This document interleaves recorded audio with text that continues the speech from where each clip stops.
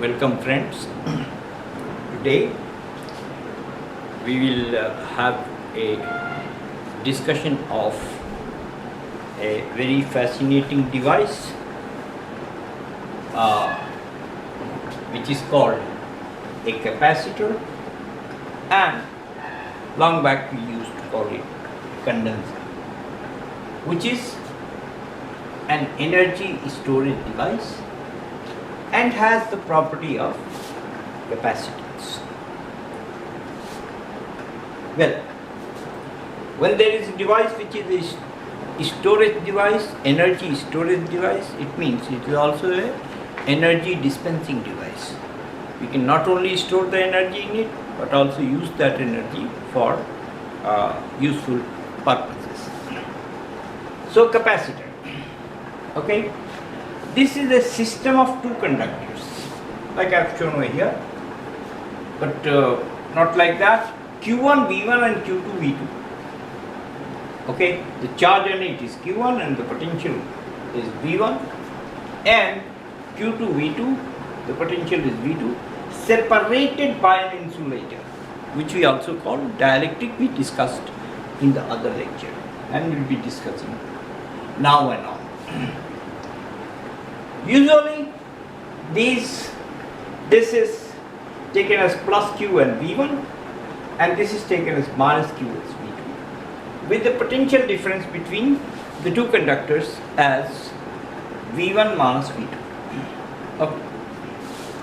Like here, I've just shown you the two conductors, and one has got the charge plus Q and the other minus Q. When they are in nearness, in the vicinity, then all positive charges have been shown on the outer surface of this conductor and negative charges in the outer surface of the other conductor. Okay.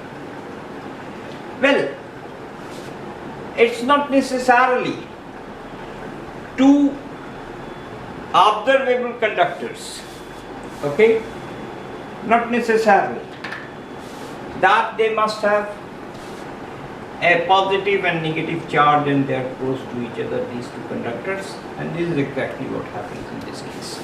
Okay. But we can have a single conductor and with a Q and a V on it, and the other conductor is unseen, so we see it with our imagination, where at infinity. Okay. So that makes a pair of, and life is made easy for us by thinking like that. In such a situation that we have just discussed, the total charge is equal to plus Q plus minus Q, which is equal to 0, so there is no charge. So what matters is the separation of the two charges. Okay, I have written sustained separation, but this sustained separation can be said to be sustained, but it can vary. Okay, it can vary. Okay, it can be made to vary, no problem. Now,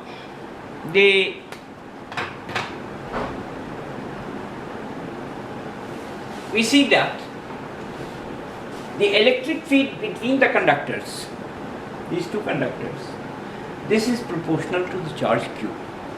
In fact, what we do is, we don't say that one of the conductors has got plus Q and the other has minus Q, but instead we just take the value of the charge and we say that the electric field in between is proportional to Q.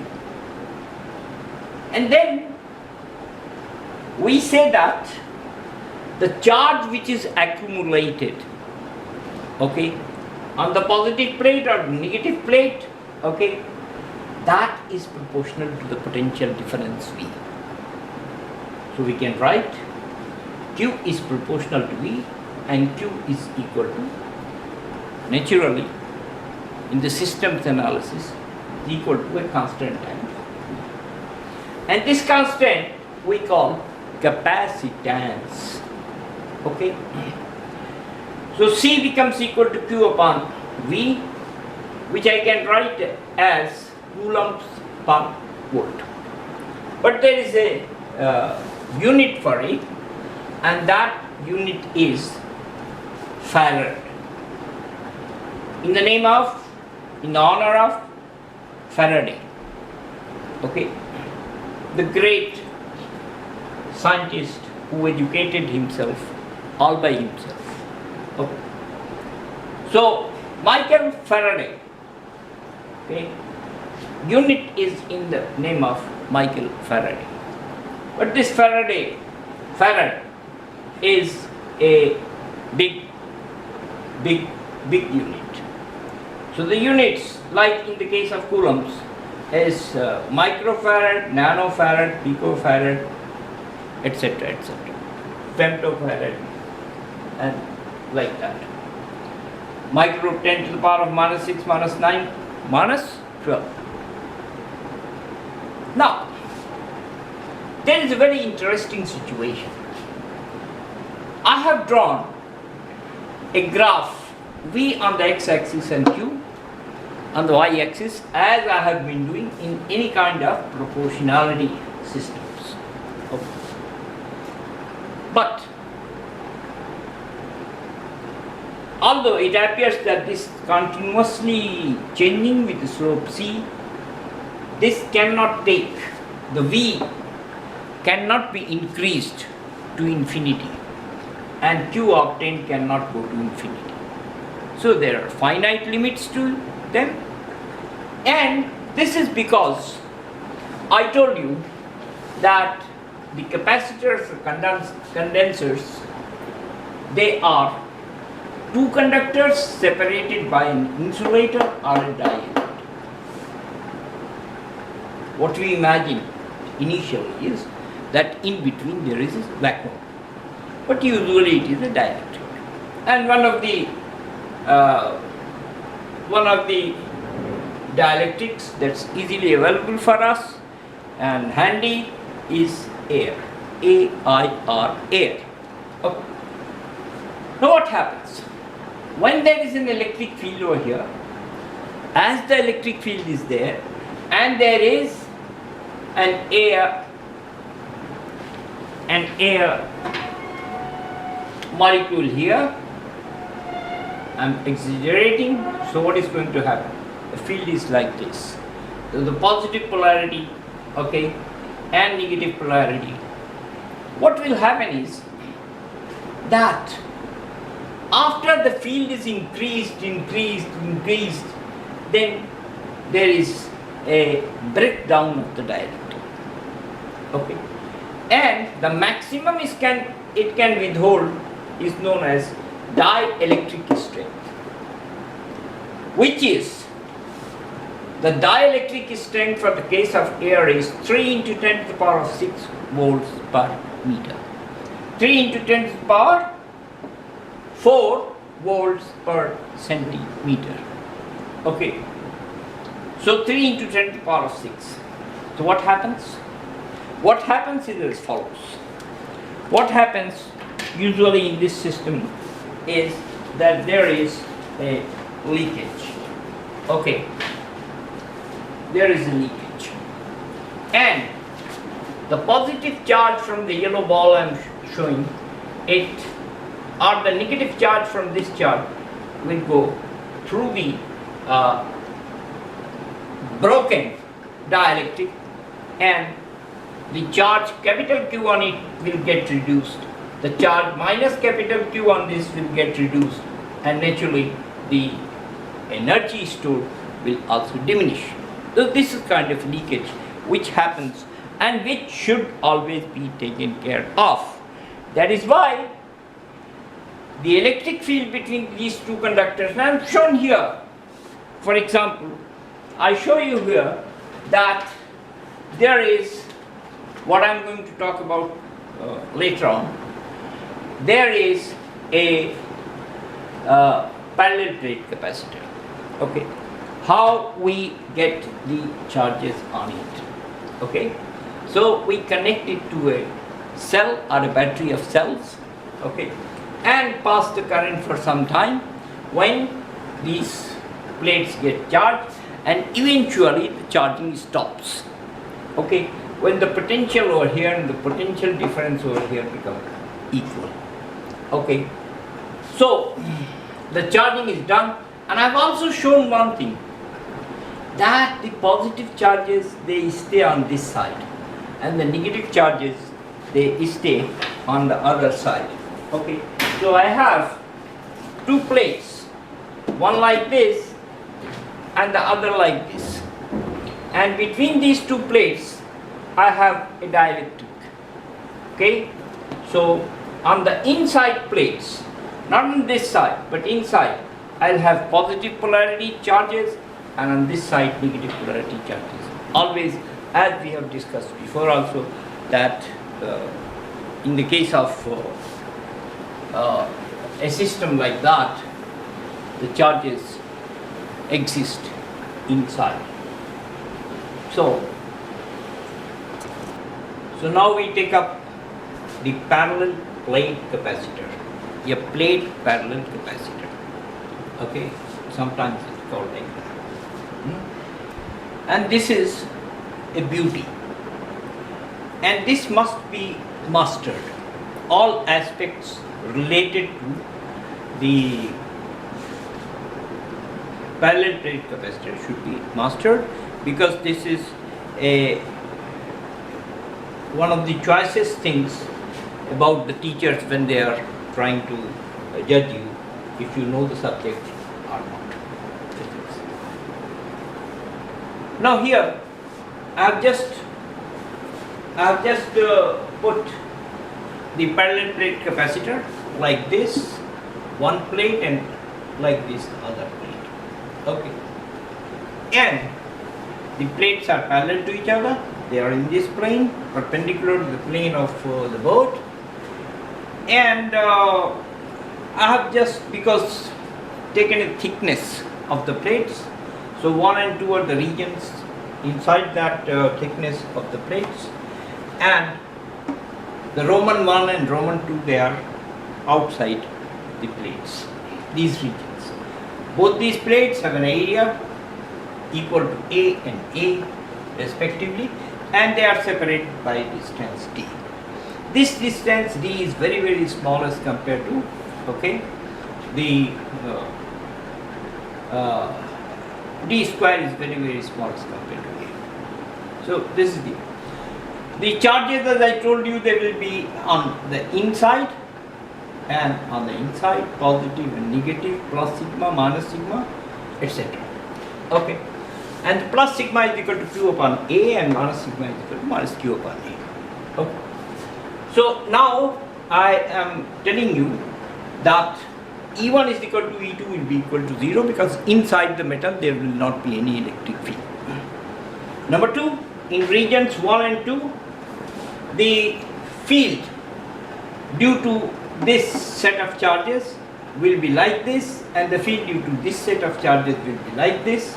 Similarly over here, the field due to this set of charges will be like this, and the field due to this will be like this, and both the fields will be equal to sigma upon 2 epsilon naught, as I have given you before. So sigma upon 2 epsilon naught minus sigma upon 2 epsilon naught is equal to 0. But inside, the field due to this and the field due to this, they are both in the same direction, they add up, and therefore what we obtain over here is sigma upon 2 epsilon naught plus sigma upon 2 epsilon naught is equal to sigma upon epsilon naught everywhere inside, and the lines will be parallel to each other, okay, up to the brink, up to this point.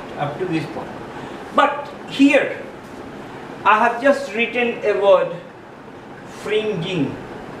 Actually what will happen is that if the D is bit larger, then there will be some lines of field which will carry like this. This is called fringing effect, which we will ignore right now, because we want our life to be safe. Okay,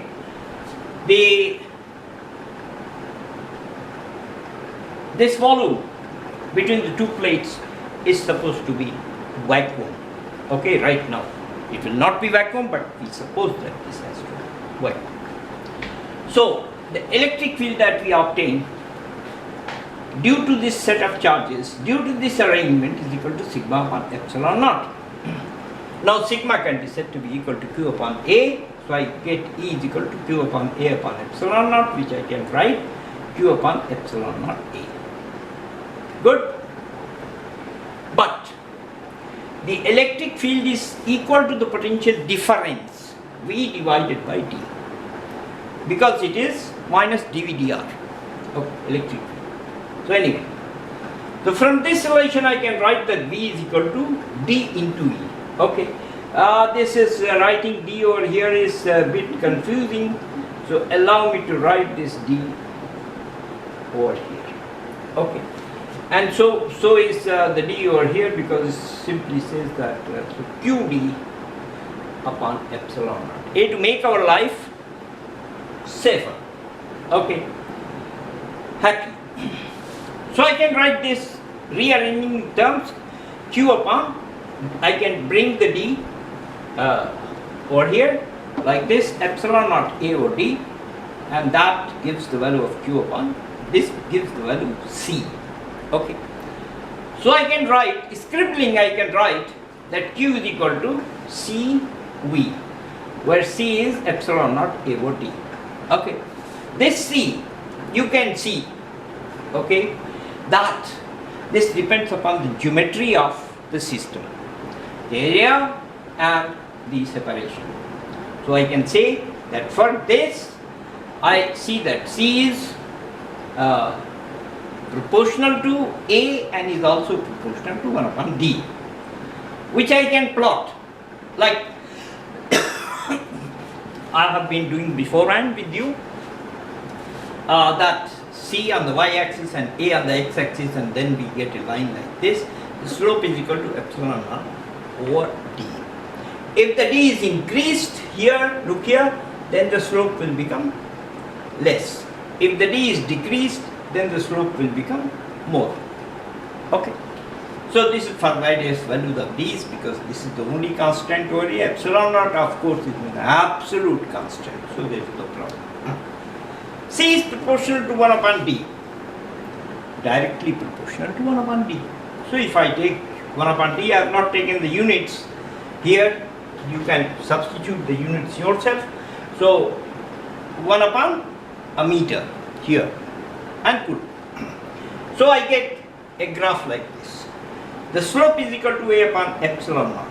So if the value of A is increased, the slope will increase, and if the value of the slope is decreased, the slope will decrease. I don't care. I don't care if you can see it or not, etc. Then I make a plot with D, and I get the inverse relationship plot, where the if I have an area over here, so this is epsilon naught A. Okay, and of course anywhere I can take this area, and that will be equal to epsilon naught A. So if I have an arrangement to vary the value of C, vary the value of D, and obtain a result like this, then of course with the help of the area known to us, we can find out the value of epsilon naught. Okay, and many other things you can add to the thing. Now, the central thing is that the value of C is equal to epsilon naught A over D. Epsilon naught A over D. Now, you can substitute the various values, taking a value of A, taking a value of D, and calculate the value of C. Okay, and you will find that if you fix a value for C and take a value of D, which is small, maybe millimeters or centimeters, then you can calculate the area, and the area will turn out to be equal to several square miles, several square kilometers. Okay. To make a if you are interested and you want to make a capacitor, then what you do is that you take a metal wrapper like aluminium foil. Over the aluminium foil, you put a layer of polythene, which is a dielectric, and over that you have another layer of aluminium foil, and then you just roll it several times and you will get a capacitor. You can try, you can get, you may fail, no problem, but ultimately you will get it. That doesn't matter. So there are certain calculations, and then what we do is, we are not good people. We give you values of A and D.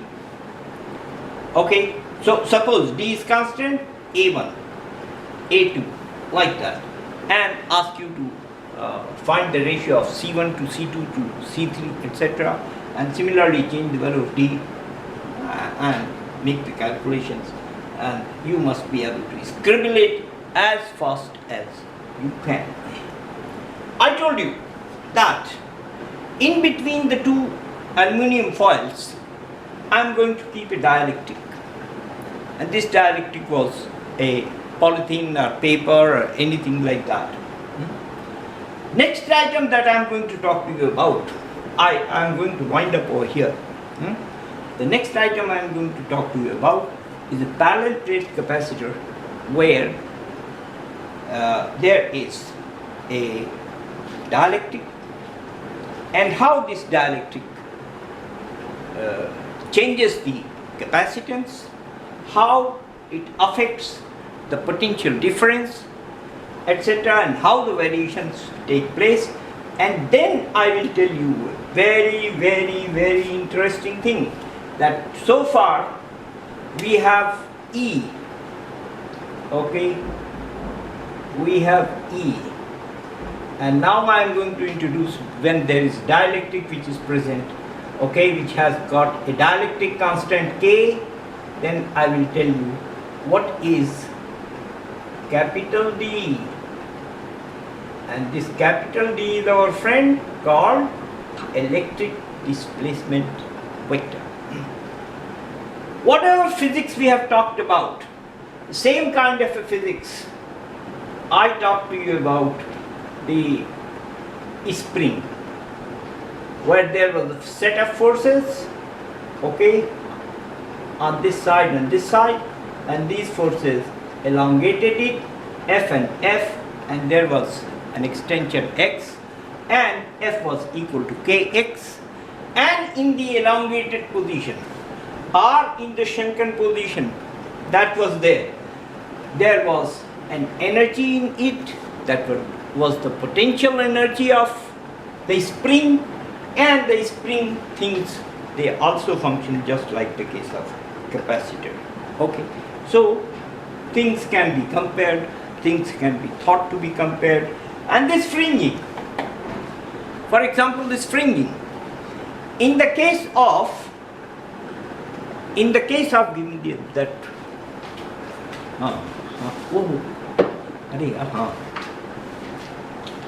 in the case of, look here, Vijay Vishwa Tiranga Pyara Jhanda Uchar. Okay, so I will tell you. Now suppose this is a kind of a solenoid, okay, and we are having wires on it, then this is going to make what is known as the magnetic solenoid. And in the case of solenoids also, the lines of field, when they emerge out of the edges, they also fringe. So fringing is a common phenomenon. Similarly, the parallel lines of magnetic field and parallel lines of electric fields and parallel lines of the gravitational field and the parallel lines of the rays which come to us from the father sun to the mother earth. We'll talk about that. Please scribble all these things. all by yourself, sitting one go or two goes. Okay, roll back the video and check if you have done it. So there is a question, we answer and we wait for you. So long. Thank you very much for being here.